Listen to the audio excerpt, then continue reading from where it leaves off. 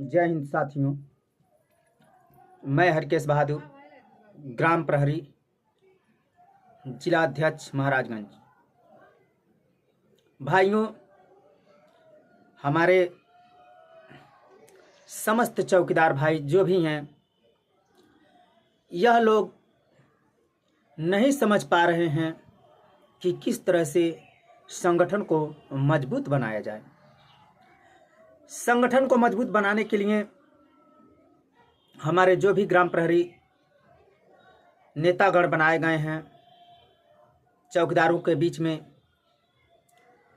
उन लोगों से अनुरोध है कि आप लोग एक मंच पे आएं, और एक मंच पे जिस दिन आ जाएंगे उस दिन समझ लीजिए कि हम लोगों का मांग पूरा हो गया।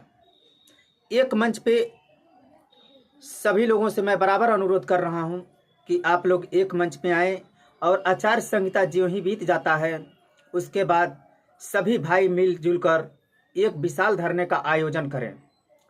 और धरने में जो भी हम लोग मांग पत्र दें, उस मांग पत्र में एक मांग ये भी होना चाहिए कि हम लोगों को महीने में 2 बार, 4 बार, 5 बार क्यों बुलाया जाता है, हम लोगों को 300 दिन बुलाया जाए और 300 दिन की हाजिरी ली जाए, और उसके उपलक्ष्य में हम लोगों को अच्छा मानदेय सरकार देने का कार्य करें।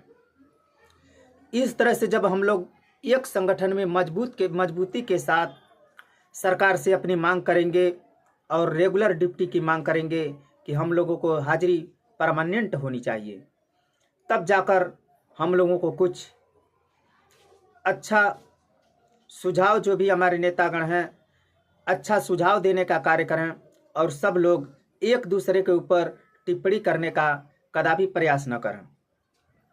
क्योंकि टिप्पणी करते करते एक दूसरे के ऊपर हम टिप्पणी करते हैं तो हमारे चौकीदार भाई कुछ लोग नाराज हो जाते हैं।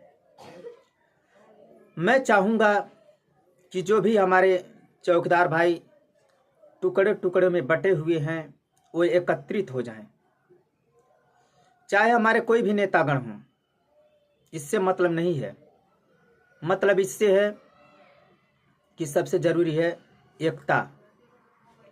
हरियाणा प्रदेश में चौकीदार भाइयों में एकता बना, एक संगठन के बैनर तले कार्य करते हैं, तब जाके आज उनको अच्छा वेतन मिल रहा है, बीमा मिल रहा है, वर्दी भत्ता मिल रहा है, अनेक सुविधाएं मिल रही हैं। ठीक उसी प्रकार हम लोगों को एकजुट होकर, क्योंकि जब तक हमारे अंदर एकजुटता नहीं आएगी तब तक कोई भी सरकार बनेगी तो हम लोग का सुनवाई नहीं हो पाता है, इसलिए कि हम लोग टुकड़े टुकड़े गैंग में बटे रहते हैं। क्योंकि जब भी लखनऊ में धरना होता है तो कहते हैं फला धरना करा रहे हैं, हम नहीं जाएंगे, वो कहते हैं वो फला करा रहे हैं तो हम नहीं जाएंगे। इस तरह से हमारे चौकीदार भाई भ्रमित हो जाते हैं और सब लोग हाथ पे हाथ रखकर बैठ जाते हैं। यही कारण है। और इस समस्या का समाधान बस एक ही उपाय है कि कोई भी हमारा नेतागण आपस में संगठन बना लें, और संगठन बनाकर फिर उसके बाद लखनऊ में एक विशाल धरने का आयोजन जब करेंगे तो सरकार अवश्य हमारी बातों पर विचार करेगी, और इसमें रेगुलर ड्यूटी की मांग अवश्य करनी होगी। क्योंकि कहीं भी आप जाएंगे सब लोग कहते हैं बस महीने में 2 ही बार आना है, 4 बार आना है। तो ऐसा क्यों? ऐसा नहीं होना चाहिए। हम लोगों को 300 दिन की हाजिरी होनी चाहिए, और रजिस्टर, जो भी रजिस्टर है हम लोगों का थाने पर दीवान महोदय के द्वारा हाजिरी लगाया जाता है, उस हाजिरी को हम लोग खुद अपने लगाया करें, इसके लिए भी मांग करनी होगी। और साथ ही साथ हम लोगों को सरकार से वर्दी के विषय में भी चर्चा करनी होगी कि हमें भी वर्दी भत्ता मिलनी चाहिए, क्योंकि लाल गमछे की पहचान अब नहीं रह गई है। लाल गमछा हर व्यक्ति लगाकर घूम रहा है, जिससे ये पता ही नहीं लग पाता है कि असल चौकीदार कौन है। इसलिए भाइयों, सबसे पहले ज़रूरी ये बात है कि हम लोगों को संगठित होकर, एकजुट होकर किसी भी धरने का जो आयोजन रखा जाए, उसके लिए हम लोग एक्टिव हो जाएं और एक मंच के नीचे आएं।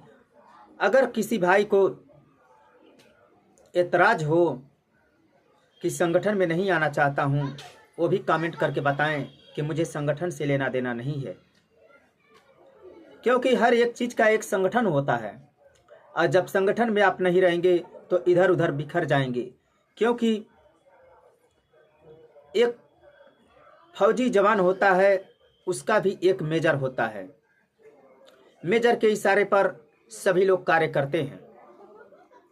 तो हम लोगों को संगठन में भी एक अच्छा व्यक्ति होना चाहिए जो सभी चौकीदार भाइयों को समेट कर रखे और सभी लोगों की बातों को बराबर सुनने का कार्य करें और उनको हक और अधिकार दिलाने का सरकार से भरपूर प्रयास करते रहें। ऐसे व्यक्ति की आवश्यकता है। और आप लोग आपस में जब इसी तरह से बिखराव करते रहेंगे, टिप्पणियां करते रहेंगे, तो इस तरह से कोई भी सरकार होगी तो हम लोगों को बिखराव को देखते हुए वह हम लोगों का जो मांग है उसको पूरा करने में असमर्थ रहेगी। इसलिए सबसे ज़रूरी है कि संगठन को मजबूत बनाए रखने की। इन्हीं सभी बातों के साथ मैं अपने वाणी को विराम देता हूँ। जय हिंद, जय भारत, वंदे मातरम, वंदे मातरम। चौकीदार एकता जिंदाबाद, चौकीदार एकता जिंदाबाद।